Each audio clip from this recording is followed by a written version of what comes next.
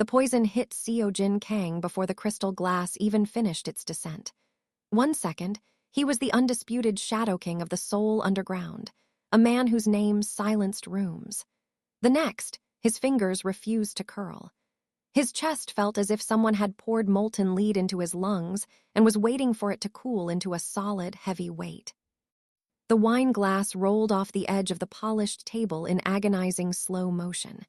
He watched the deep red liquid, the color of his own eventual end, spill across the wood. He couldn't stop it. He couldn't stop any of it. Across the booth, Scarlett was already standing. She didn't scream. She didn't panic. She simply smoothed the front of her red satin gown, checking her reflection in a nearby mirror as if she were merely finishing a tedious business dinner. She was already done with him. That was the part that cut deeper than the toxins clawing up his throat. She didn't even bother to watch him die. The man who had built a multi-billion-won empire from nothing. The man who had trusted her with the one thing he never gave his rivals, his vulnerability, wasn't worth the 3 seconds it would take for her to turn around. She was walking toward a future he had carved out for her, leaving him to choke in a high-end lounge like an abandoned debt. The jazz at the bar continued its smooth, indifferent rhythm. The elite guests kept laughing. The candlelight flickered off the black dragon tattoo on his neck, a symbol of a power that was currently failing him. His hand hit the table. The sound it made was pathetic, a small thud that no one heard over the clinking of silverware. His right hand, the one that had signed the warrants that reshaped the city's skyline, couldn't manage more than a desperate scrape against the mahogany. Move, he commanded his body. Get up. You are Seo-Jin Kang. But for the first time in 32 years, his body wasn't taking orders from a king. The air in the private sky lounge didn't just feel expensive. It felt pressurized, as if the very oxygen was under the command of Seo-Jin Kang. He sat at the head of the mahogany table, his tailored black suit jacket draped over his shoulders like a shroud. To the men seated around him, captains of industry and shadows of the underworld, he wasn't just a man. He was a silent apex predator. He didn't need to raise his voice. When Seo-Jin looked at a man, he looked through him, calculating his net worth and his expiration date in the same cold breath. The black dragon tattoo on his neck, visible above his pristine white collar, seemed to pulse with every slow, deliberate movement of his hand. He adjusted his gold watch, the metal catching the amber glow of the city lights below. This was the dragon's throne, a kingdom built on absolute silence and even more absolute fear. Beside him sat Scarlett Monroe, the woman chosen to be his queen. She was a vision in blood-red satin, her diamonds refracting the light into jagged shards, but there was no warmth between them. Their relationship was a transaction signed in ink and ambition. The merger is finalized, Seo-Jin said, his voice a low, gravelly hum that vibrated against the crystal glassware. He didn't look at Scarlett as he spoke. He looked at the horizon he now owned. The Monroe family provides the legitimacy. I provide the teeth. By tomorrow morning, there will be no one left in this city to challenge the name Kang. Scarlett leaned in, the scent of her expensive perfume masking the metallic tang of the city air. She placed a gloved hand over his, a gesture that looked like affection to anyone watching from the bar, but to Seo-Jin, it felt like the weight of a silk-wrapped shackle. We make a formidable pair, Seo-Jin, she whispered, her cat-shaped eyes tracking the slight scar near his eyebrow. Power suits you, but remember, a throne is only as strong as the person sitting beside it. He finally turned his gaze toward her, his dark brown eyes expressionless, revealing nothing of the man beneath the suit. He didn't love her. He didn't even particularly like her. She was a piece on the board, the final move in a decades-long game of chess. I don't believe in strength, Scarlett. I believe in results. He signaled the waiter for the final toast, his movements sharp and efficient. He was at the zenith of his life, standing on a mountain of his own making, unaware that the woman smiling beside him was already counting the seconds until his heart stopped beating. The celebratory hum of the Sky Lounge felt like a distant roar as Scarlett signaled the waiter for the final vintage. 2 glasses were placed on the mahogany, the dark wine shimmering like liquid garnets under the recessed lighting. Seo-Jin Kang didn't hesitate. He lived a life of calculated risks, and he had calculated that tonight was his victory. He reached for the glass, his gold chain clinking softly against the rim, and raised it toward the woman who was supposed to be his legacy. "To the Empire," he murmured, his voice steady, his dark eyes meeting her sharp, cat-like gaze for what he thought was a shared moment of triumph. He drank. The liquid was heavy, velvet on the tongue, but as it hit the back of his throat, a jagged spike of cold heat bloomed in his chest. The transformation was instantaneous. One second he was the dragon, the next he was a man falling through the floor of his own life. The glass slipped from his numbing fingers, shattering against the table in a spray of red and crystal. He tried to draw a breath, but his lungs felt as though they had been filled with wet concrete. His vision fractured, the elegant room splitting into 1,000 jagged pieces of light. Through the haze, he saw Scarlett. She wasn't calling for help. She wasn't screaming. She was standing, her movements fluid and calm as she reached for her small clutch. She leaned over the table, her face inches from his as he gasped for air, his hand clawing uselessly at the polished wood.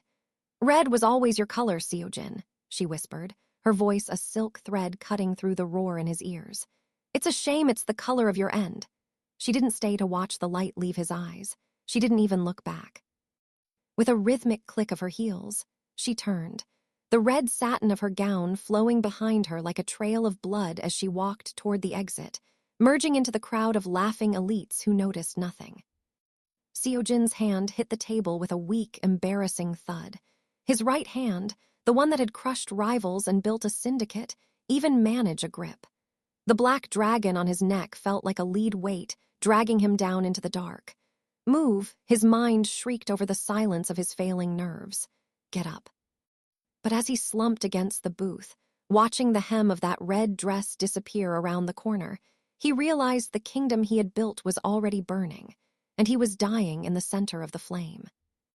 The cold night air hit Seo-Jin like a physical blow as he stumbled out of the side exit, the gold chain around his neck feeling like a leaden weight.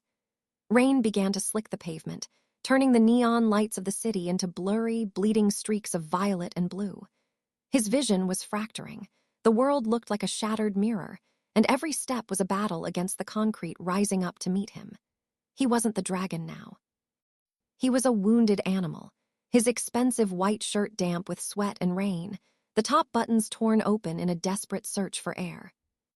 He saw the glow of a modest, 24-hour diner at the end of the alley, a humble island of fluorescent light in the dark. With a final, agonizing surge of willpower, Seo-Jin pushed through the heavy glass door. The bell chimed, a small, cheerful sound that mocked the dying man. He collapsed into the first green vinyl booth he touched, his head hitting the table with a dull thud. His hand, trembling and pale, knocked over a sugar shaker, the white grains spilling out like sand in an hourglass that had finally run out. Amara Johnson didn't see a mafia boss. She didn't see the tailored suit or the expensive watch. She saw a man in a crisis she had witnessed too many times before in the neighborhood where she'd grown up.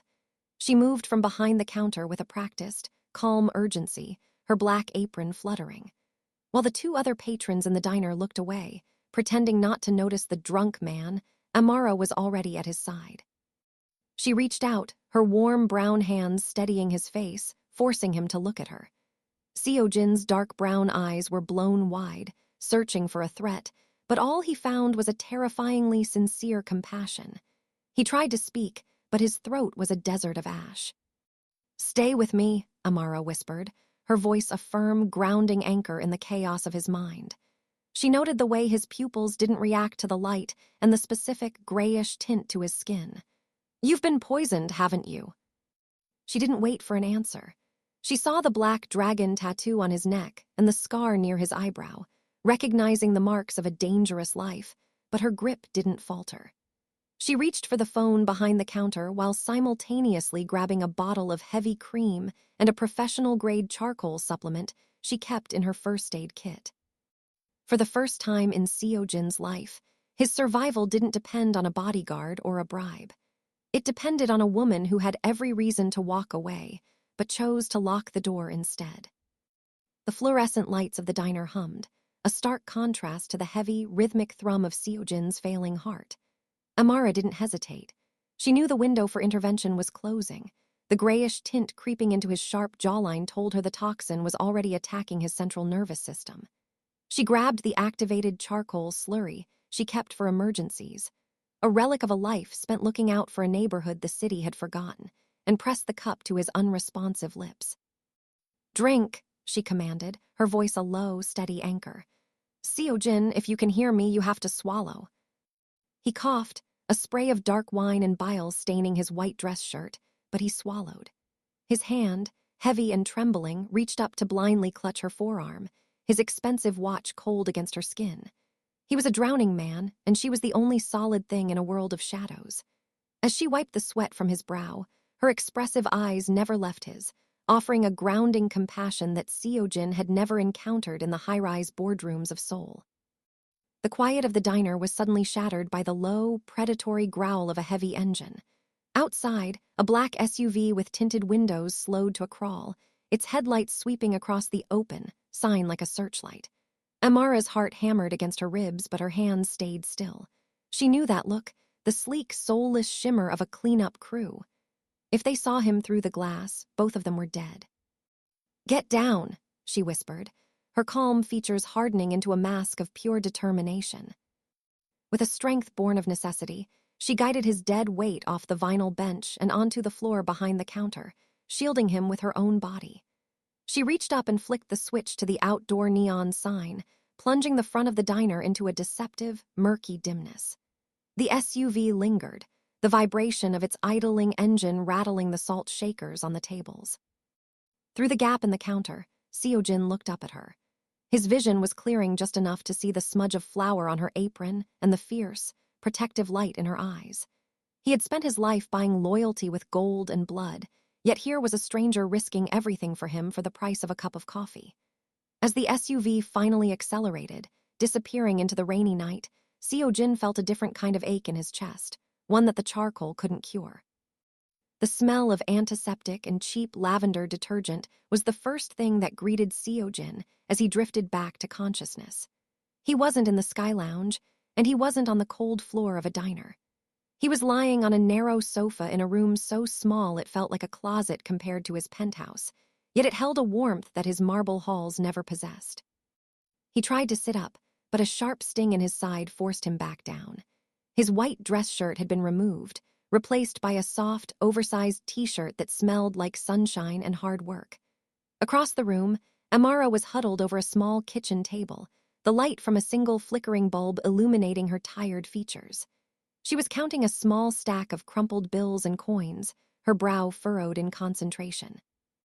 Next to the money lay a stack of overdue medical notices and a bottle of specialized medication. "You're awake," she said, not looking up from her task. Her voice was weary but lacked the edge of fear he was used to. "Don't try to move too fast. The charcoal neutralized the worst of it, but your liver is going to hate you for a week." Seo-Jin looked at his hands. They were steady, but the gold watch was gone, lying prominently on the coffee table next to his gold chain. She hadn't stolen them. In his world, a man's life was worth as much as the jewelry on his wrist. To her, it seemed his life was simply worth saving. "Why?" he rasped, his voice sounding like broken glass. "You know who I am. You saw the ink." He gestured toward the black dragon on his neck, now fully visible in the dim light. Amara finally looked at him, her expressive eyes filled with a grounded, weary wisdom. "I saw a man who was dying. In this neighborhood, we don't ask for a resume before we help someone breathe." She gestured toward the medical bills on the table. "My brother needs a surgery the city says we can't afford. I know what it's like to be treated like you're invisible or like you're already dead. I wasn't going to let that happen to you tonight." Seo-Jin looked around the room, the peeling wallpaper, the photos of a smiling young boy on the fridge, the sheer effort it took for her to keep this tiny world spinning. For the first time, the ruthless boss felt a crushing sense of debt. It wasn't a business debt or a territorial dispute. It was the weight of a life given back to him by someone who had nothing to spare. The silence of the early morning was broken by the rhythmic, heavy crunch of gravel outside the apartment. Seo-Jin was on his feet before the sound had even fully registered, his instincts overriding the lingering ache in his limbs. He moved to the window, peering through a crack in the blinds. 2 black SUVs, identical to the ones from the night before, were idling at the curb. Men in sharp, dark suits, men he recognized as Scarlett's personal security, were stepping out, their eyes scanning the dilapidated buildings with predatory precision. "They're here," he said, his voice dropping to a lethal whisper. Amara stood, her face pale but her eyes remarkably clear. She didn't panic. She had lived her life in a place where danger was a constant neighbor. She moved to the kitchen, grabbing a heavy cast-iron skillet and a small canister of pepper spray from her bag. The back exit leads to the alley, but it's a dead end if they've blocked the street. There's a crawl space behind the water heater. Get in. "I am not a man who hides," Seo-Jin rasped, his jaw tightening. The dragon on his neck seemed to darken as his blood pressure rose. "Tonight you are," Amara countered, stepping toward him and placing a firm hand on his chest. "You're weak, Seo-Jin.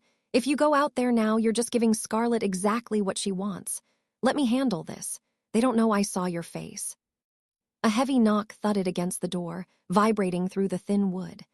Seo-Jin looked at Amara, really looked at her, noticing the tremor in her hands that she was trying so hard to hide.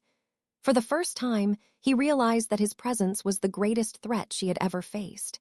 He stepped back, sliding into the cramped, dark space behind the heater just as the door was kicked open. "Police? No, you don't look like the law," Amara's voice rang out, remarkably steady and laced with a sharp, defensive edge. Seo-Jin watched through a small gap in the paneling. A man he knew as Merk, Scarlett's most brutal enforcer, stepped into the small living room. He looked at the medical bills on the table, then at the 2 sets of dishes in the sink. He leaned down, picking up Seo-Jin's gold watch from the coffee table. "Where is the man who belongs to this?" Merk asked, his voice a low growl.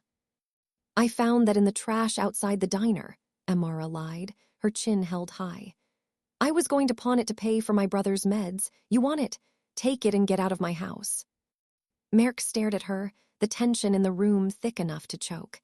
He looked at the watch, then at the small, defiant woman standing before him. He tossed the watch back onto the table with a sneer. "If I find out you're lying, girl, no amount of medicine will help what I do to you." As the boots retreated and the door slammed shut, Seo-Jin remained in the dark, his heart hammering against his ribs. He had spent his life thinking power was something you took. He was starting to realize it was something people like Amara gave away for free.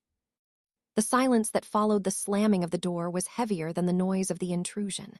For several minutes, neither of them moved. When Seo-Jin finally emerged from the cramped shadows of the crawlspace, he found Amara slumped against the kitchen counter, her breath coming in ragged, shallow gasps. The defiance she had shown the enforcers had evaporated, leaving behind a woman who was visibly trembling. He didn't move toward her with the cold efficiency of a boss. He stepped forward with the hesitant uncertainty of a man who had forgotten how to comfort anyone. He picked up the gold watch from the table, the object that had nearly cost her everything, and set it aside as if it were worthless scrap. "You should have given me up," Seo-Jin said, his voice low and raspy. "That watch alone could have paid your brother's medical bills for a year. Why risk your life for a shadow?" Amara looked up, her expressive eyes shimmering with unshed tears and a weary, incandescent strength. "Because I'm tired of people being treated like they don't matter just because they're in the wrong place at the wrong time. You think you're a monster because of that tattoo." She gestured toward the black dragon on his neck.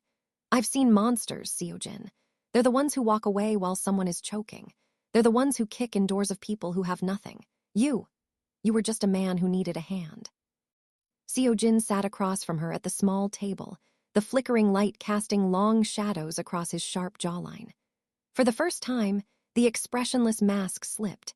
He told her about the scar near his eyebrow, not a battle wound of glory, but a reminder of the first time he had been betrayed as a child, forced to grow teeth just to survive the cold streets of Seoul. He spoke of the golden cage he had built with Scarlett, a world where every smile was a transaction and every "I love you" was a contract.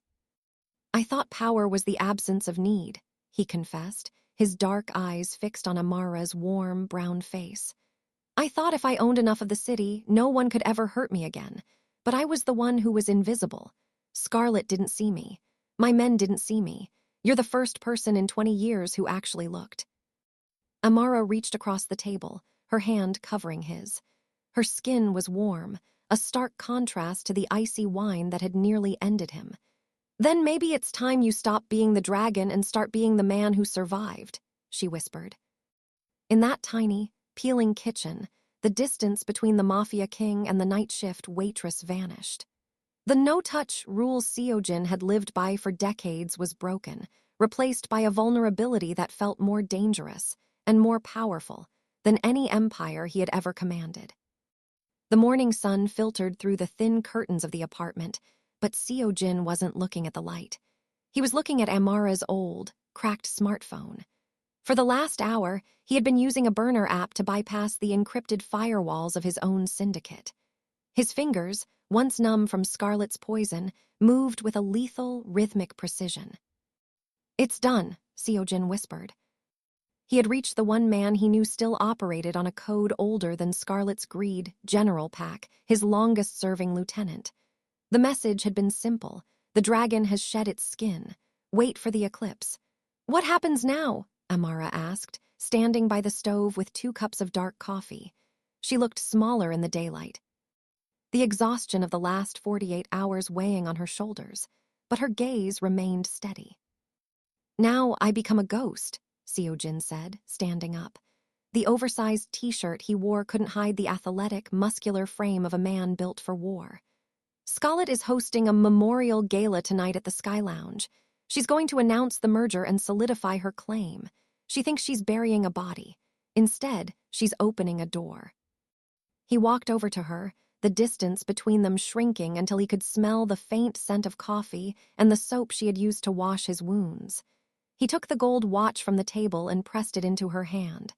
"Take this. Use it for your brother's surgery. I don't want it back." "Seo-Jin, if I don't come back, that watch ensures you never have to work a night shift again," he interrupted, his voice a low, gravelly hum. "But if I do, I'm going to need someone who knows how to see through the shadows." He didn't wait for her to argue. He began to coordinate the resurrection. Through Pack, he arranged for a delivery to the apartment, a fresh, tailored suit, a secure line, and the location of the rival gang's perimeter. As he dressed, pulling the crisp white shirt over the dragon on his neck, the cold, intimidating aura of the Mafia Boss returned, but it was tempered now. He looked at himself in the small, cracked bathroom mirror. The scar near his eyebrow was still there, but the tired look in his eyes had been replaced by a focused, searing heat. He wasn't just going back to reclaim a throne. He was going back to dismantle the lies that had nearly cost him his life. As he stepped toward the door, he paused, looking back at Amara one last time. "Don't watch the news tonight, Amara," he said softly. "Just wait for the bell to chime." The Sky Lounge was a sea of false grief and expensive champagne. Scarlett Monroe stood at the center of it, her red satin gown shimmering like a fresh wound under the crystal chandeliers. She held a glass of the same vintage that had nearly killed Seo-Jin, her cat-like eyes scanning the room of elites. "To Seo-Jin Kang," she announced, her voice honeyed with manufactured sorrow. "A man of power, taken too soon. May his empire find peace in my hands." The room raised their glasses. But before the first sip could be taken, the heavy double doors at the back of the lounge swung open. The music died. The laughter curdled into a suffocating silence. Seo-Jin Kang walked into the room. He was a ghost carved out of granite, his black suit tailored to a lethal edge, his white shirt open just enough to reveal the black dragon tattoo pulsing on his neck. He didn't look like a man who had been poisoned. He looked like a man who had been tempered in fire. Behind him, General Pack and a dozen loyalists moved with the precision of a silent army, flanking the exits. Scarlett's glass shattered on the marble floor, the red wine splattering her hem. "Impossible," she hissed, her pale skin turning a sickly, translucent white. "You always did have a problem with results, Scarlett," Seo-Jin said, his voice a low, gravelly hum that carried to every corner of the room. He didn't move with rage. He moved with the calm, terrifying certainty of a king reclaiming his seat. He walked straight to the head of the table, stopping inches from her. "You thought you were burying a body. You were actually burying a lie." He didn't call for her blood.